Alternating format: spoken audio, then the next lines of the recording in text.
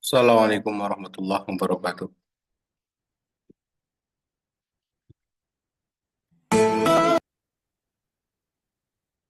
For attention, terima kasih atas kesempatan yang diberikan pada kesempatan kali ini. Sebelumnya kami ucapkan terima kasih kepada panitia penyelenggara International Conference on Islamic Studies, JIPAM, or International Conference on Islamic Studies, Islamic Finance and Management.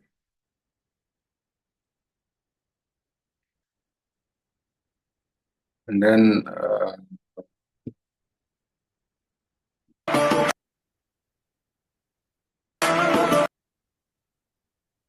pada kesempatan kali ini kami akan membawakan sebuah naskah berkaitan dengan apa itu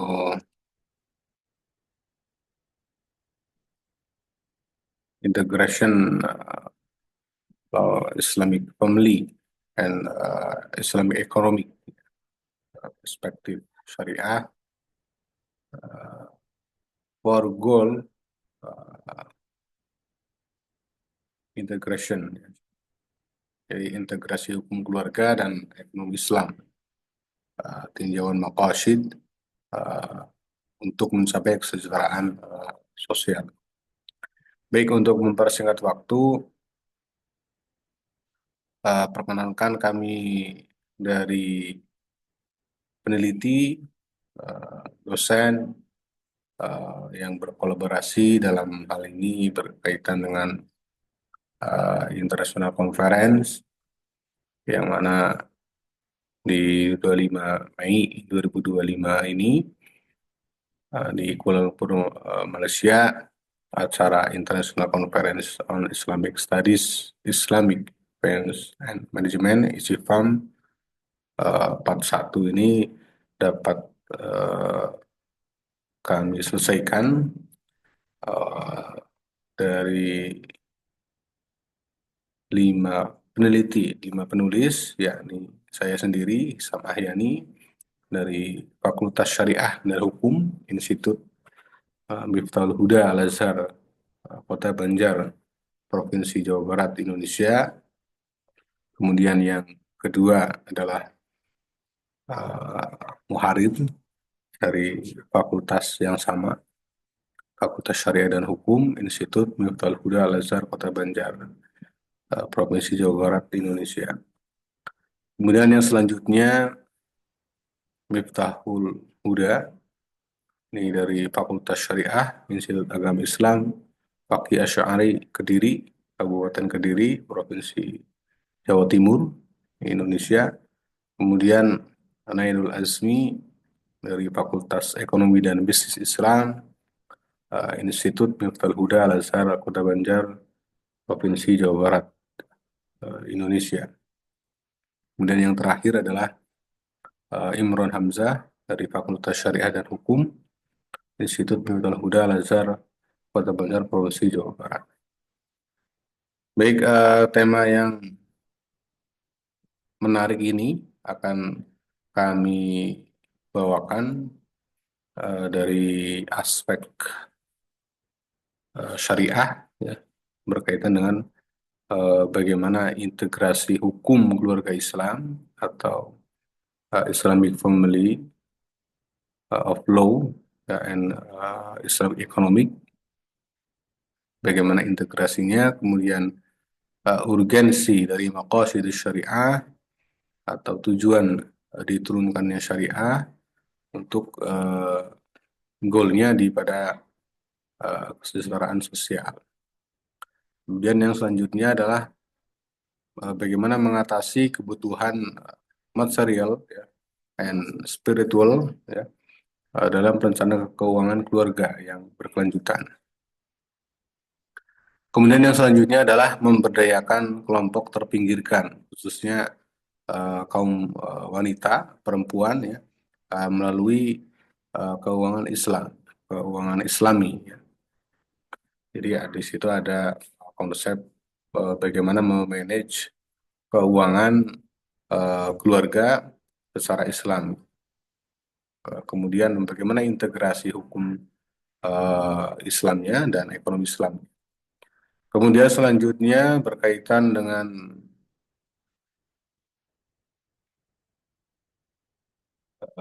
fokus atau tujuan riset ini adalah kami berusaha breakdown antara hukum keluarga dan ekonomi Islam ya dalam kerangka maqasidus syariah. Kemudian yang kedua adalah menyediakan kerangka untuk mencapai kesetaraan sosial melalui integrasi kedua bidang tersebut, yakni di hukum keluarga dan ekonomi Islam. Di kampus kami di Institut Minatul Huda Al Azhar Kota Banjar itu ada program studi atau jurusan strata 1 atau sarjana yang tertua adalah hukum keluarga Islam ya atau ahwal ahwal syakhsiyah ya. Kemudian ada program studi atau jurusan ekonomi syariah atau ekonomi Islam. Jadi ini, seminar ini di International Conference ini ISIFAM 2025 ini sangat sinkron dengan program studi yang ada di kampus kami ya, di Institut Miftahul Huda Al Azhar Kota Banjar atau IMA Kota Banjar. Kemudian selanjutnya tujuan selanjutnya atau goal yang ingin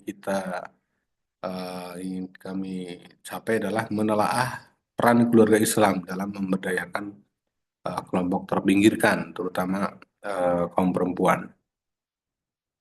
Jadi kaum perempuan ini uh, termarginalkan ya.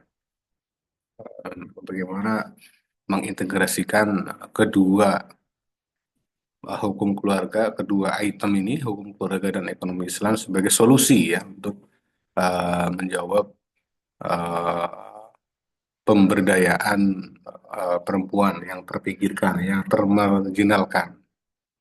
Kemudian yang terakhir adalah menyoroti urgensi perencanaan keuangan keluarga yang etis. Maksudnya adalah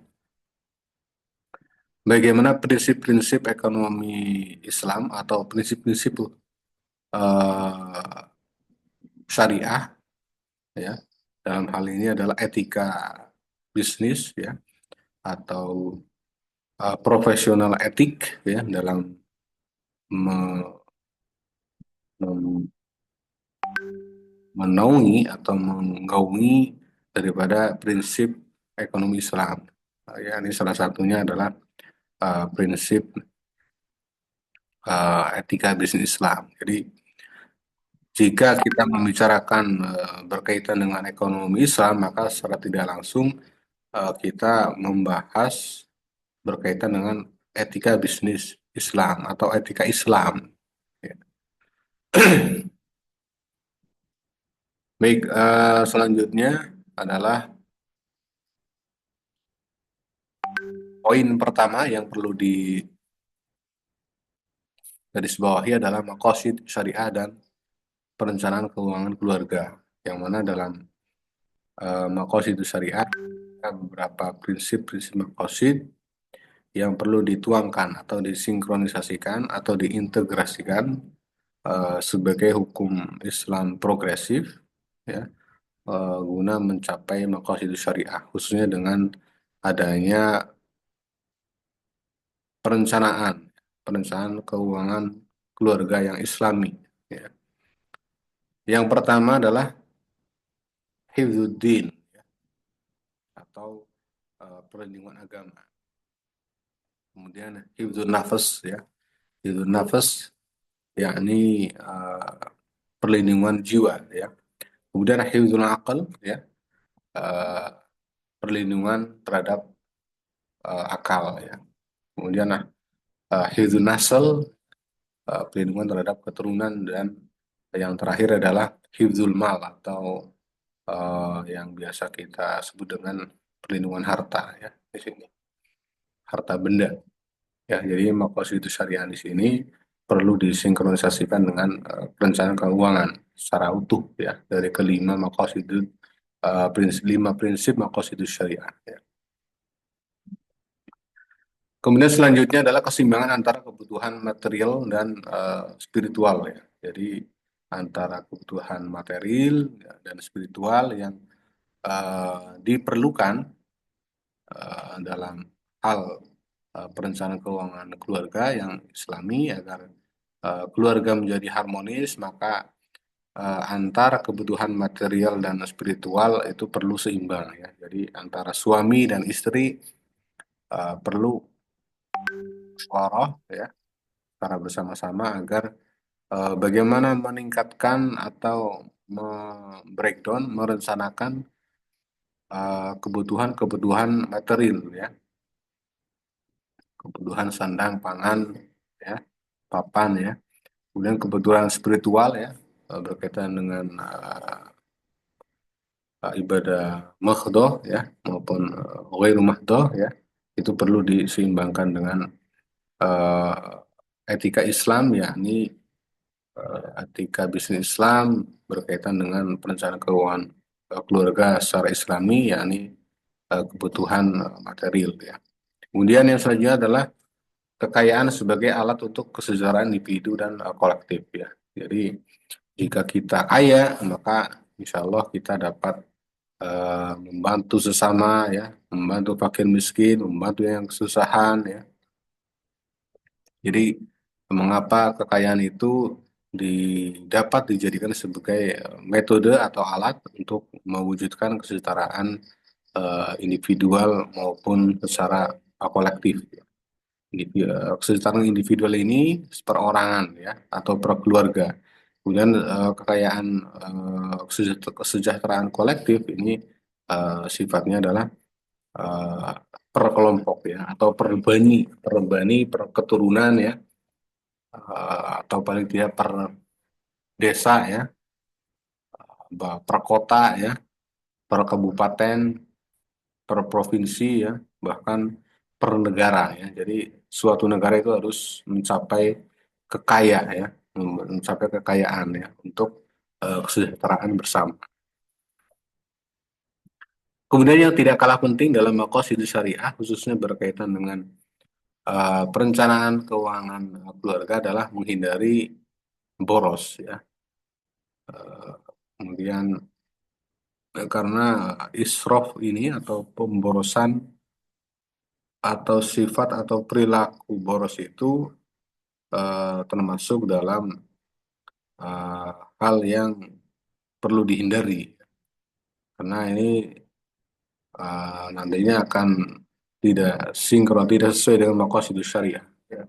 Nanti hifdzul aqlnya, hifdzul malnya ya, atau bahkan hifdzul dinnya itu akan rusak ya jika sering melakukan atau sering berperilaku boros ya. Kemudian yang selanjutnya adalah penekanan pada akumulasi kekayaan yang etis dan praktik amal zakat.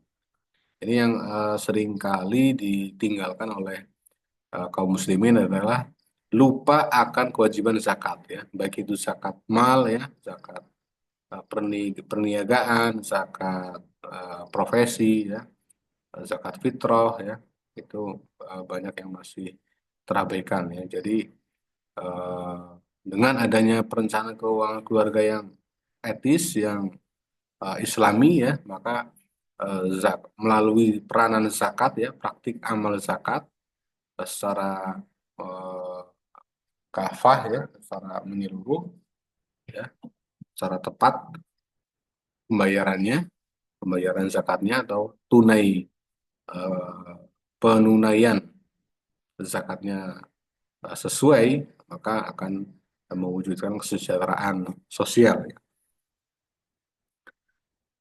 Kemudian selanjutnya adalah poin maqasid syariah dan pemberdayaan perempuan ya.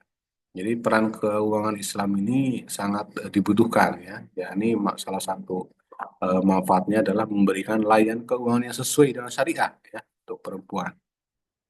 Jadi bagi kaum wanita, ibu-ibu dalam memberikan eh, pelayanan keuangan atau bagi-bagi eh, apa namanya semacam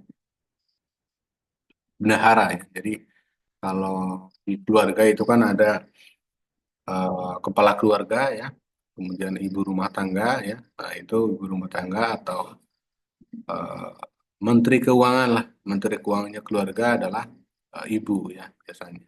Atau tidak menutup kemungkinan juga pria menjadi apa bendahara ya, bendahara dalam keluarga. Itu juga peran keuangan Islam sangat penting ya. Kemudian yang selanjutnya adalah Makosidus Syariah berkaitan dengan pemberdayaan perempuan adalah mikro finansial ya, dan perbankan Islam untuk partisipasi ekonomi. Jadi di mikro finansial ini sangat penting ya karena di perbankan Islam ya dalam rangka mencapai partisipasi ekonomi yang kesejahteraan ya secara masif, secara progresif, maka perlu adanya eh, sinergi ya antara keluarga antara anggota keluarga ya baik itu dari pihak suami ya pihak istri atau ibu ya dan anak-anak ya, dan keturunan dan kerabat-kerabat di sekitarnya ya. Kemudian dengan adanya Makosidus Syariah dalam hal pemberdayaan perempuan maka hal ini dapat meningkatkan inklusi keuangan dan kesetaraan gender ya. Jadi tidak akan terjadi apa macam bias gender. Jadi menjadi setara ya, baik itu laki-laki maupun perempuan itu sama dalam hal pemberdayaan. Kemudian mendorong investasi etis yang mendukung pemberdayaan perempuan. Nah, ini juga salah satu investasi yang baik ya, yakni dengan menjewantahkan peranan keuangan Islam dalam keluarga. Kemudian yang selanjutnya adalah integrasi hukum keluarga dan ekonomi Islam ya. Jadi dari kedua aspek tersebut ya, hukum keluarga dan ekonomi Islam ini, kerangka holistiknya adalah persimpangan antara hukum keluarga ya, ekonomi dan kesejahteraan sosial. Jadi antara regulasi hukum keluarga ya, regulasi ekonomi dan tujuan dari Makosid itu sendiri ya adalah kesejahteraan sosial, makmur bersama-sama. Ya. Kemudian selanjutnya adalah kebijakan keuangan yang memprioritaskan kebutuhan material dan tanggung jawab spiritual ya. Jadi ini sangat bagus ya, eh, ya integrasinya. Kemudian stabilitas jangka panjang ya juga sama ya untuk keuangan keluarga dan keadilan ekonomi. Ya. Kemudian selanjutnya adalah pengambilan keputusan keuangan yang etis dan investasi yang bertanggung jawab secara sosial. Jadi etika lagi-lagi etika bisnis Islam di sini ditekankan. Kemudian kontribusi penelitian ini yang pertama adalah menggabungkan atau mengintegrasikan hukum keluarga Islam dan ekonomi Islam ya melalui maqasid syariah. Jadi dalam hal ini nantinya dapat mewujudkan bagaimana keuangan syariah dapat mempromosikan inklusi keuangan ya dan juga pemberdayaan kelompok termarginalkan. Kemudian kontribusi selanjutnya adalah mengusulkan kerangka kerja untuk menggapai kebijakan ekonomi yang adil ya dan merata ya. Selain itu juga nanti terkait kesadaran hukum ya masyarakat khususnya berkaitan dengan nilai-nilai etis dalam Islam, nilai-nilai etis bisnis Islam ya itu dapat dijemantahkan atau diterapkan atau diimplementasikan untuk menjawab tantangan kontemporer ya. Kemudian simpulannya adalah Makosid Syariah menyediakan kerangka yang komprehensif untuk mencapai kesejahteraan sosial. Kemudian keuangan Islam memainkan peran penting dalam pemberdayaan perempuan, ya, yakni inklusi keuangan. Kemudian perencanaan keuangan keluarga yang etis juga memastikan agar stabilitas jangka panjang dan kesejahteraan masyarakatnya dapat terpenuhi, ya. Kemudian integrasi hukum keluarga dan ekonomi Islam menawarkan pendekatan yang holistik, ya, untuk mencapai pembangunan berkelanjutan, ya, atau sustainable goal, ya. Baik, terima kasih atas kesempatannya. Kurang lebihnya mohon maaf. Wallahul muwaffiq ila aqwamit thoriq. Assalamualaikum warahmatullahi wabarakatuh.